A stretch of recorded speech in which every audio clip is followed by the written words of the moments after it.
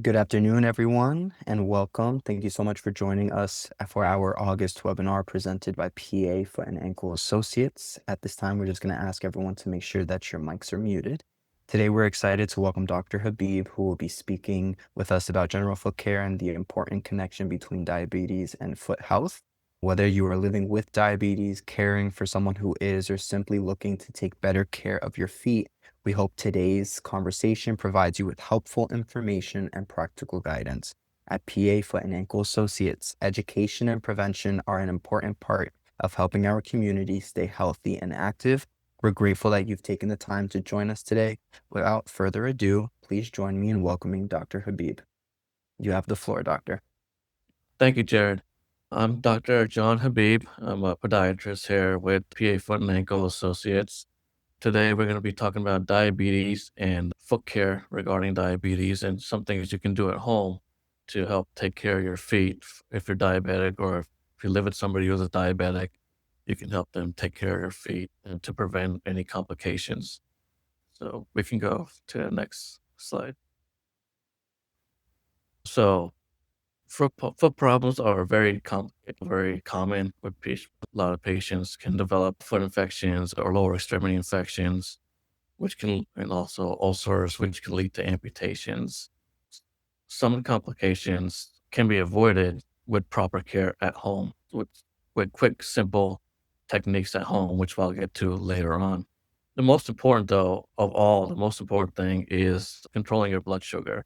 If your blood sugar is not under control, if it's going up and down, that can lead to the complications that you see with the foot and diabetes. If your blood sugar is under control, then you can limit some of those complications. So it's very important to keep the blood sugar under control. And like I said, if blood sugar is not under control, can lead to complications and maybe amputations. That's when you hear about those those stories about people getting amputations, because most likely because your blood sugar is not under control. So next slide. Some of the risk factors for diabetes and diabetic foot is how long you've been diabetic, how old you are. The elderly are more prone to, because they have a weakened immune system, so they're more prone to developing infections and developing other health conditions, heart conditions, and diabetes, things like that. Uncontrolled blood sugar, like as mentioned earlier, which is probably the most important thing to minimize the risk factors for developing complications. Some people have peripheral neuropathy. You can develop neuropathy not only from diabetes. There's a lot of other conditions that can cause peripheral neuropathy, such as a history of back problems or back injuries, and things like that. Can all the nerves start in your back and your spine. So if you have a history of back problems or had an injury in the past, that can affect the nerves in your legs and your feet. Peripheral vascular disease is a condition of where you have poor blood flow that can also affect your feet. Your feet definitely need adequate blood supply in order to heal any types of wounds or ulcers or anything like that. Previous trauma can also, again, like if you had back injury and you damage the nerves, that can also cause neuropathy in your feet. And if you've been a long time diabetic and you already had ulcerations in the past, that's also a major risk factor. And then some structural deformities of the feet, like if you have any kind of deformity in your foot, maybe an extra bone or an extra bump in your foot, that can lead to a pressure area that can break down and become an ulcer. Next slide. So some signs and symptoms that most patients tell us when we see them. Very common one is burning, numbness, and tingling. Those are signs of peripheral neuropathy, where the nerves get damaged in diabetes. So common symptoms are burning, numbness, and tingling in your feet. As I mentioned before, the vascular issues can cause swelling of the feet and the legs. And then you can also lose sensation to heat or cold. We get a lot of patients that have burns because the water might have been too hot and they couldn't tell, because of lack of feeling, that can end up getting a burn because they can't feel how hot the water is. And then when you're diabetic, your immune system is weakened, so you're more prone to developing infections, different types of infections, not just bacterial infections, but fungal infections. And that's what makes the nails thick and yellow because your body has a difficult time fighting off fungal infections. It's the same thing with when you inspect the skin. A lot of patients have hard, thick skin, like corns and calluses on their feet. And we'll get into that a little bit later as well. And then also dry, cracked skin is important because if you have cracked skin, that can lead to bacteria entering and developing an infection. And then a lot of patients could have sores or blisters or ulcers, and which can lead to infection as well. Next slide. So, how can we prevent some of these problems? And a lot of the stuff you can do at home to keep any of these from getting out of control. So, obviously, like I mentioned, the main thing is to keep the blood sugar under control. That's probably the most important thing is keep the blood sugar under control. You could do regular daily inspection of your feet. It's very important. If you live by yourself, I know it might be hard to look at the bottom of your feet, but you can take a mirror and try to look at the bottom of your feet using a mirror. That's one way to do it. If you live with somebody, try to have them inspect your feet for you daily. And that would be a big help. And then you can self-educate for what things to look at and educate your family on what they should be looking for when they inspect your feet. And we'll talk about that. And of course, wearing appropriate foot gear is very important. You want to keep your feet protected at all times, whether it's wearing socks at home, wearing house slippers, and wearing proper shoes for when you go outside. Protecting your feet is very important. Always want to wear something, and you never want to walk barefoot. So always have something on your feet to give you that protection. And then treatment of pre-ulcerative signs. That's where corns and calluses come in. When you have calluses on the bottom of your feet, that tells us those are the pressure points. That's where you're putting a lot of pressure on your feet when you walk and you start to develop calluses. And that tells us, okay, that's where you're putting a lot of pressure. And over time, if it's left untreated, the calluses themselves can break down and become an ulcer. And then you can develop an infection and all those complications like I talked about before. Next slide. So what to look for when you're inspecting your feet. You want to check the top of your feet and the bottom of your feet, especially if you have loss of sensation and neuropathy. You definitely want to check the bottom of your feet because if you can't feel anything when you step on something sharp, you might not feel it. But if you can inspect the bottom of your foot and make sure that there isn't a cut or a bruise or a blister or anything like that. Again, if you live with somebody, it would be really helpful to have that person look at your feet. We also want to check the toes for any, like I said, any corn or calluses on your toes. Check the toenails, see if there's any changes in the nails and the color or thickness. You don't want the nails to be too long. You don't want them to be ingrown. That can also lead to infection. And definitely want to check in between the toes. You want to keep it clean and dry in between the toes. So, but if it happens to get wet, if you happen to sweat or in between the toes gets wet, that skin can break down as well.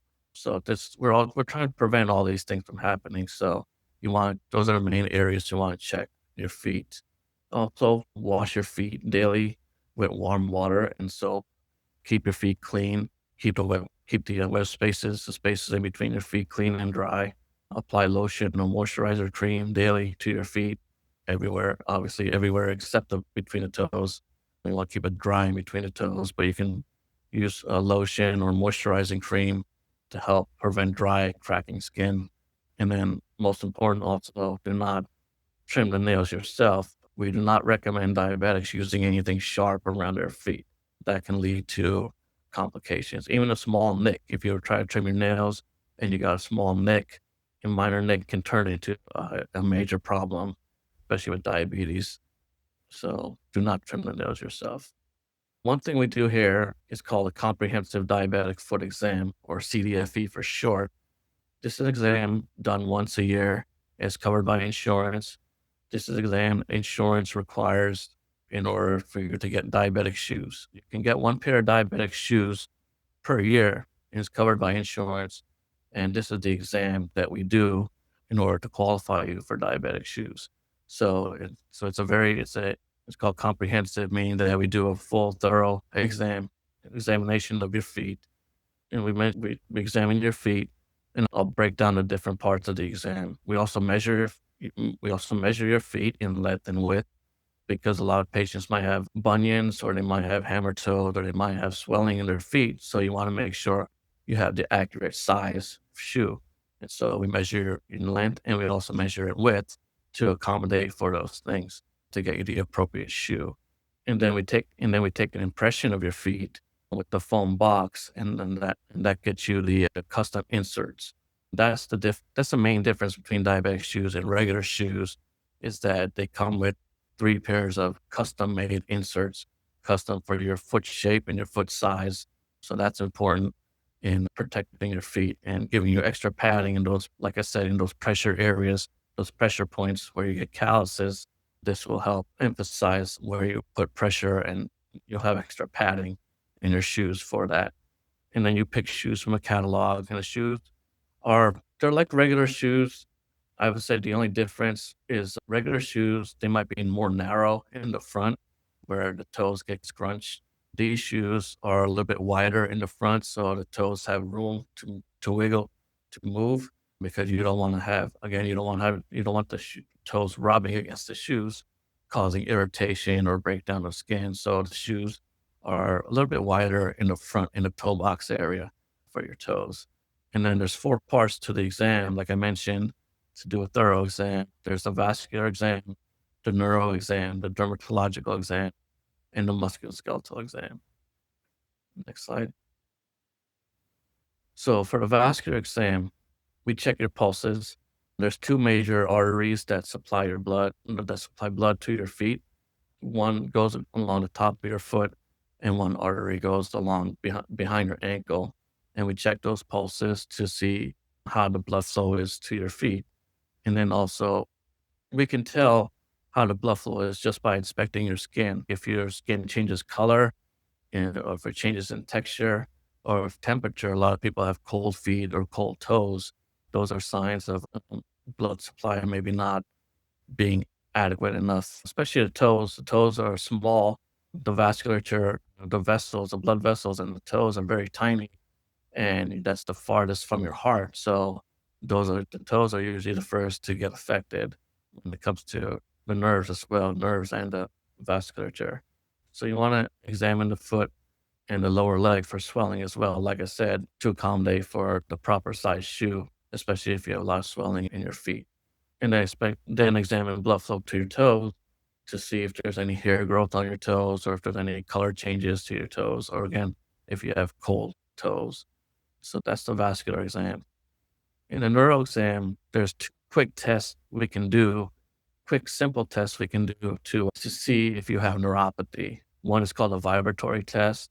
That's where I take a tuning fork and I tap my hand to make it vibrate, and then I place it on your foot, and then you tell me if you can feel the vibration. Believe it or not, a lot of people cannot feel the vibration on their feet. So that's a good sign that they might have some neuropathy.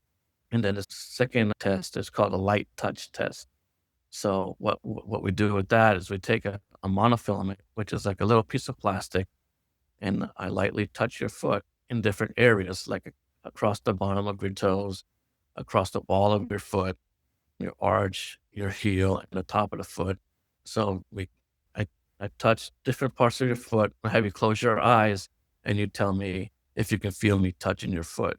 So that's another way of knowing whether or not a patient might have neuropathy, because a lot of patients can lose feeling in different parts of their feet. They might have feeling in the arch and the heel, but they might not have much feeling in the ball of the foot or in their toes. So that's a good sign of neuropathy. And the next is the dermatological exam. Again, we expect the skin and the nails for any changes. We inspect the skin for any cuts or bruises or blisters, anything out of the ordinary, which all these things can lead to an infection in diabetics rather quickly if not treated right away. Again, these are things you can do when you're inspecting someone at home. These are things you can look for, like bruises and blisters and cuts, things like that. Anything out of the ordinary, any red spot, anything like that. Again, check between the toes. Like I said, you want to make sure it's clean and dry between the toes. when you check in between the toes, make sure there's no skin breakdown there as well. And then you check the toenails for length, for thickness, discoloration, and whether or not it's ingrown. And like I said, diabetics have a hard time fighting off fungal infections. So they develop some thick, discolored toenails, and that's usually caused by fungus. So, and so that's why it's important to check the toenails as well, especially in ingrown nails as well. Ingrown nail, if left untreated, can also lead to an infection. Next slide. And then the last part is the musculoskeletal exam. We basically we check for any structural deformities of the foot. A lot of patients might have bunions or hammer toes, have a high arch foot or a flat foot. Depending on the structure of your foot, you might have different pressure points. Like if you have a high arch, you put a lot of pressure on your heel and on the ball of your foot. If you have a bunion, obviously you put a lot of pressure where the bunion is. In hammer toes, you put a lot of pressure on the top of your toes. Not pressure, but it rubs against your shoes if you have hammer toes. A lot of patients develop corns on the tops of their toes. And then we check for like range of motion and muscle strength because neuropathy can affect your muscle strength as well, where a lot of patients say that they get cramping in their feet or they have balancing issues in their feet. And sometimes they might want to recommend physical therapy to help with the balancing issues in their feet. Next slide. So, some key takeaways for the diabetic foot, like I said, the most important thing is to maintain the blood sugar. The better the blood sugar is controlled, the better chance you have of not developing these complications or not being as severe. And then inspect your feet daily. Like I said, if you're living home alone, you can use a mirror to inspect your feet. If you live with somebody, please have them inspect your feet every day just to make sure that there's nothing going on as far as any bruises or any cuts or scrapes. Protect your feet from pressure or heat or injury. Like I said, if you have loss of sensation in your feet, you might not be able to tell how hot the water is. If you're taking a shower and the water might be too hot, you might not be able to tell if and that can lead to a burn. So you want to be careful to make sure that you're checking the water temperature properly and never ignore a wound or skin change. Like I said, even if you notice a small red spot on your foot, it's always good to get it checked out as soon as possible. You want to make sure that it doesn't develop into anything more severe. These cases, we worry about infection mostly. With diabetics, like I said, small nick or a small scrape can quickly develop into an infection and an ulcer. So we want to take care of that stuff right away as soon as possible. Avoid walking barefoot. Like I said, somebody who has neuropathy might not be able to feel when they step on something sharp. And then next thing they look at their feet and they see some blood and they wonder where that came from. And that's because they stepped on something sharp and they didn't feel it. So it's always good to keep your feet protected and keep wearing shoes inside, even inside the house, wear house slippers. So just no matter what you do not go barefoot. That's the bottom line. Do not walk barefoot. And then and then if you do notice, like I said, if you do notice any changes or anything unusual, try to get seen right away to prevent an infection, to prevent it from getting worse. And prevention is the best treatment. That's the whole thing. That's the whole thing that we're trying to do is trying to prevent your foot from developing these types of complications. Next, I believe that's it. Next slide. That's it. So if anybody has any questions about anything, now's the time to ask. If there's no questions, then thank you for listening to my webinar and I hope you have a good day. Yes, I just want to take a moment to thank you for joining us for today's webinar. We truly appreciate you taking the time to tune in, learn with us, and prioritize your foot and ankle health. Be sure to stay connected with PA Foot and Ankle Associates by following us on social media and visiting our website for upcoming webinars, educational resources, community events, and the latest updates from our team. We look forward to connecting with you again, and thank you for allowing us to be a part of your journey toward healthier feet and a healthier you. Thank you.